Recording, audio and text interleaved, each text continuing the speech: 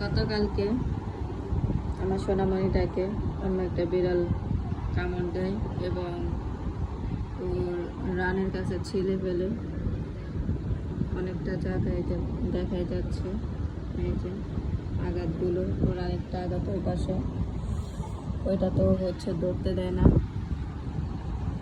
ওই বিড়ালটা ওর দিকে প্রতিদিনই তাকায় থাকতো। ওই বিড়ালের বাচ্চা ছিল একটা, ওই বিড়ালটাকে আমি প্রতিদিন খাবার দিই এবং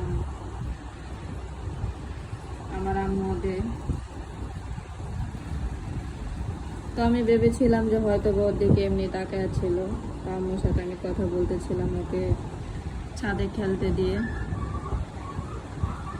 আমার পাশেই বসা ছিল, ওই বিড়ালটার দিকে তাকায় ছিল আর ওইটা একটু দূরে ছিল। তো হুট করে